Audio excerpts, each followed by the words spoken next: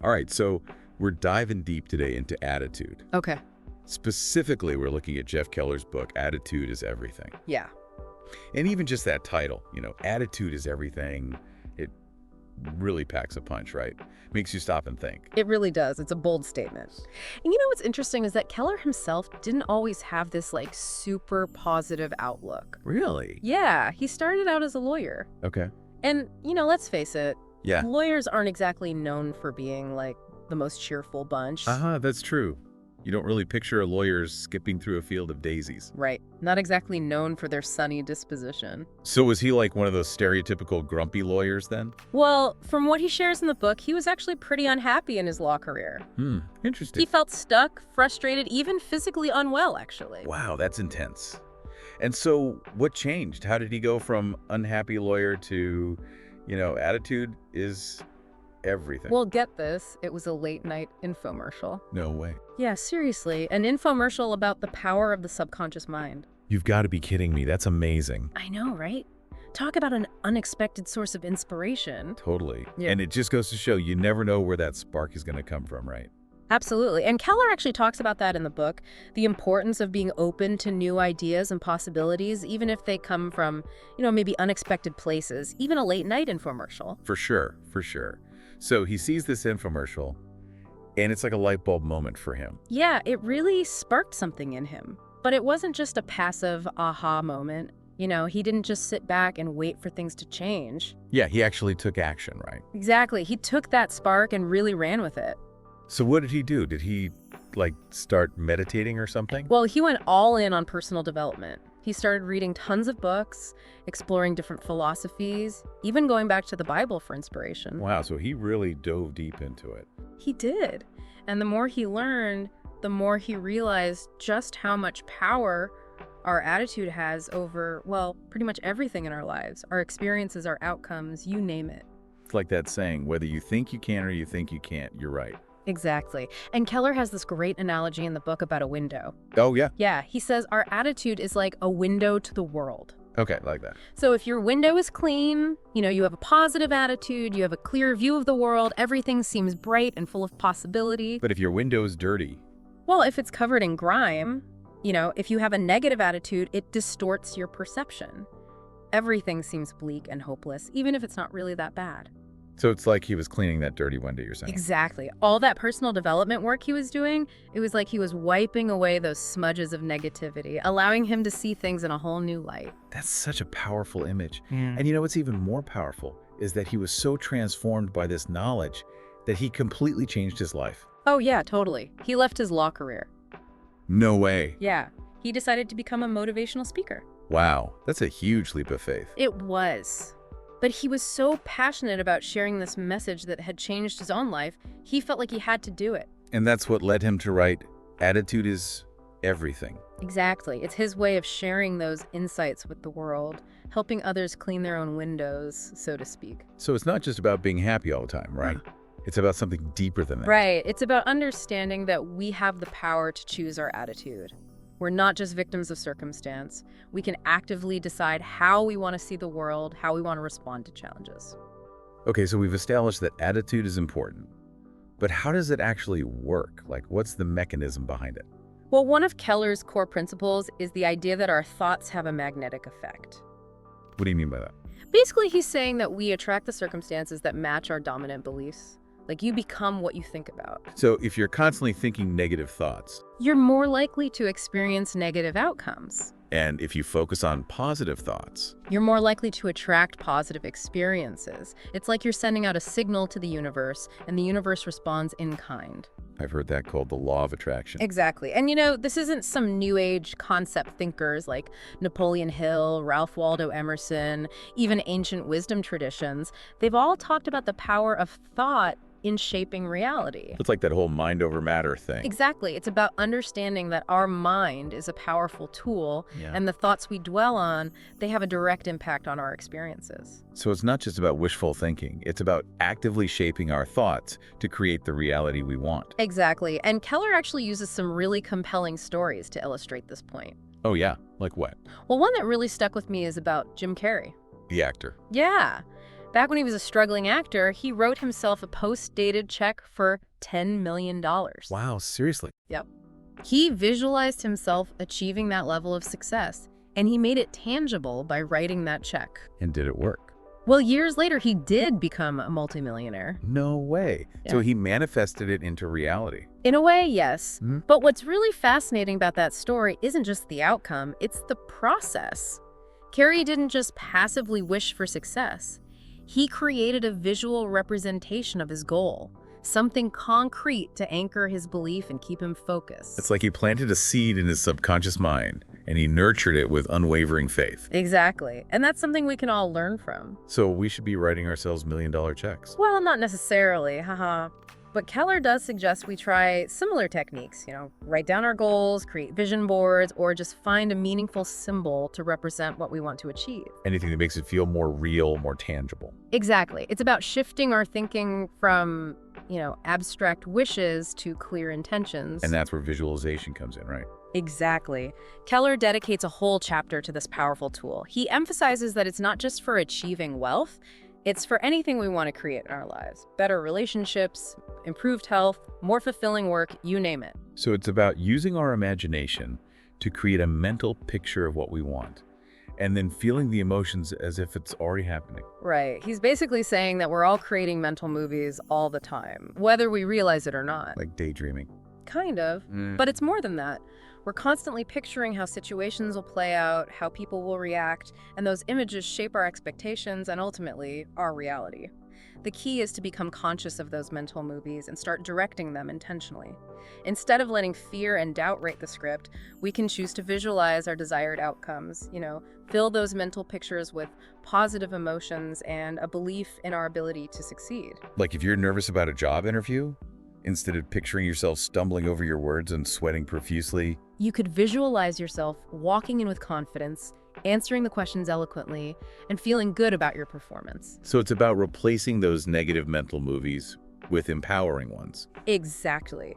And the more vividly you can imagine the desired outcome, engaging all your senses, the stronger the pull it will have on your actions in the real world. So it's not just about thinking positive thoughts, it's about feeling them. It's about creating a visceral experience in your mind so that your subconscious starts to believe it's possible even before it happens in the physical world. Okay, so we've talked about the power of attitude and visualization. But there's another piece of the puzzle, right?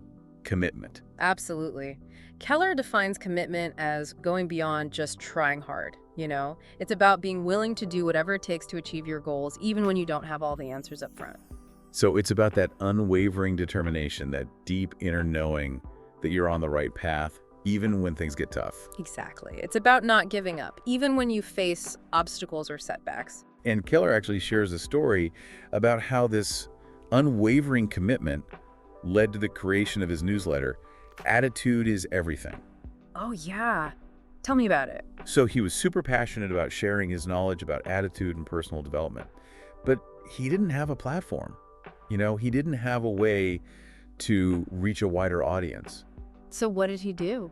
Well, he just kept writing, He kept refining his message, kept putting himself out there. And then seemingly out of nowhere, he met someone who helped him launch the newsletter. It's like the universe conspired to support him once he made that unwavering commitment. Right. It's like when you truly commit to something, the right doors start opening, the right people show up, things just seem to fall into place. It's not always easy, of course. But the journey becomes so much more rewarding when you're fully committed. And that's where the stories of people like David Baldacci come in. David Baldacci, the author. Yeah, he's a best-selling author now. But for years, he was writing every night from 10 p.m. to 2 a.m. Wow, seriously. Yeah, while also practicing law and raising a family. Talk about dedication. I know, right? Yeah. It really highlights that success isn't always about having the perfect plan from the get-go. It's about that consistent effort, that willingness to keep showing up, even when it's challenging, even when you're not seeing immediate results. It makes me think about all those times I've given up on something too soon. Me too. Like maybe if I had that level of commitment, things would have turned out differently. Well, that's the beauty of it, You can choose to approach things with that level of commitment from this point forward. So it's never too late to change our attitude and our level of commitment. Exactly. And Keller would probably tell you that even setbacks and so-called failures are part of the process. He actually has a surprisingly optimistic perspective on problems, Yeah, he does. He suggests that they're often opportunities in disguise. like a blessing in disguise. Yeah. Kind of. He shares some pretty incredible stories about people who faced major challenges and came out stronger on the other side. Like the person who loses their job and ends up starting a successful business, or the couple whose dream house falls through and they end up finding an even better one. There's this really powerful story about a woman named Sharon who had to undergo surgery to remove a brain tumor. Oh, wow. That's intense. Yeah, it was obviously a terrifying experience. But in the aftermath, she found a deeper appreciation for life, her relationships became stronger, and she discovered a renewed sense of purpose. It's a powerful example of how our attitude can shape even the most challenging circumstances. It's not about pretending everything is perfect or denying the difficulty. It's about choosing to focus on what we can control, our response to those challenges, and looking for the opportunities for growth and learnings that they might present. And sometimes those opportunities are pretty incredible, even life-changing. Totally. He also tells the story of Dave Bruno, who was involved in a really tragic accident that left him with a serious injury. Yeah. And on top of that, he went bankrupt. What a nightmare. It was a really dark time for him. But he didn't let it break him. He actually used that experience as fuel to create his $1 million business Success Gold Cards. Wow, that's amazing. It's a reminder that sometimes the greatest breakthroughs come from the most unexpected places. And often it's our attitude that determines whether we see those breakthroughs or get bogged down in the difficulty. So we've talked about the power of attitude, visualization, and commitment. But let's get practical. What are some tangible steps we can take to cultivate a more positive mindset and overcome negativity? Well, Keller provides some really actionable advice in this area. Okay, I'm all ears. He suggests that we start by becoming aware of our self-talk, that constant inner dialogue that's often more critical than we realize. Oh yeah, that little voice in our heads that's always second-guessing us. Exactly. It's so easy to get caught in those negative thought patterns without even noticing it. Absolutely. Yeah. So how do we stop it? Well, the first step is awareness, like I said. Once you start to notice those negative thoughts, you can start to challenge them. So it's like catching ourselves in the act of being negative. Exactly. And then Keller recommends replacing those negative thoughts with positive affirmations. So it's about consciously choosing to focus on our strengths and the outcomes we desire. Right. And the more we repeat those positive affirmations, the more we start to believe them and the more they start to shape our reality. It's like reprogramming our minds for success. Exactly. And he also emphasizes the importance of our environment, both in terms of the people we surround ourselves with and the information we consume. Oh yeah, that makes sense. He suggests reading uplifting literature daily, limiting exposure to toxic individuals, and seeking out those who inspire and encourage us. So it's about creating a positive ecosystem for our minds, Yeah. where those negative weeds are less likely to take root. Exactly. And he also encourages us to step outside of our comfort zones and confront our fears. Like face our fears head on. Exactly. It's about embracing challenges as opportunities for growth and learning. Because sometimes the things that scare us the most are the things that have the potential to help us grow the most. Absolutely. And Keller reminds us that failure is not the opposite of success, it's part of the process. So we shouldn't be afraid to make mistakes. Not at all. In fact, he encourages us to view failures as learning opportunities, not setbacks. Because even when we mess up, we can learn something valuable from the experience. Exactly. And that learning can help us do better next time. It's all about that growth mindset, right? Right. It's about embracing the journey, knowing that there will be ups and downs, but that we have the power to learn and grow from every experience. And that our attitude plays a huge role in how we navigate those ups and downs. Absolutely. Our attitude is the compass that guides us through the challenges and helps us find the opportunities in every situation. It's that resilience, that willingness to keep going even when things don't go as planned that ultimately leads to success. Yeah, it's so easy to get discouraged, Yeah. when we hit those roadblocks. Mhm. But Keller reminds us that they're a natural part of the journey. What matters is how we choose to respond to them. Exactly. And he really emphasizes this point, that attitude is everything.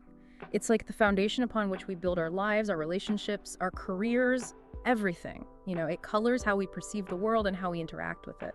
It's like he's saying that all the other success principles like goal setting, planning, hard work, they all stem from our underlying attitude. If we're approaching things with negativity and doubt, It doesn't matter how good our plan is or how much effort we put in, we're likely to sabotage ourselves. Exactly. And that's what makes this book so powerful.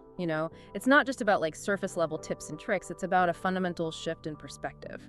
It's about recognizing the power we have to choose our attitude and in turn shape our reality. So as we wrap up our deep dive into attitude is everything, I'm curious what's resonating most with you. What's that one takeaway that you're going to put into practice today? That's a good question. For me, I think it's that reminder that our thoughts create our reality. It's such a simple concept, but it's so profound. Yeah. If we can just become more mindful of our self-talk, replace those negative thoughts with positive affirmations and, consciously choose to focus on what we want, it can have a ripple effect on every area of our lives. It's like we're the directors of our own mental movies. Yeah. We get to choose the script, the cast, the setting, the soundtrack. We have so much more control than we often realize. And it's not just about these big life decisions, it's also about those little everyday choices we make, like how we respond when someone asks, "How are you?" instead of just saying, "Okay," or "Not bad." What if we consciously chose to say, "Fantastic," or "I'm doing great," It might feel a little forced at first. It might. But Keller says it's about acting as if until it becomes more natural. And who knows, maybe we'll actually start to believe it. Fake it till you make it. Exactly. It's like planting those seeds of positivity in our minds and watching them grow. And speaking of planting seeds, Keller ends the book with this really powerful question. What miracles do you want to create in your own life by changing your attitude? Oh, I love that question. Me too. It's such a beautiful invitation to step into our power, to embrace the possibility that our attitude truly can shape our reality. It's a call to action. It reminds us that this isn't just about reading a book or listening to a podcast. It's about taking those insights and putting them into practice. So as you go about your day to day and every day, remember that you have the power to choose your attitude. Choose to see the good, focus on the positive. Embrace the challenges as opportunities for growth. Clean that window to the world, and who knows what amazing things you might create. It's all up to you. Thanks for joining us on this deep dive, and until next time, keep that attitude shining bright.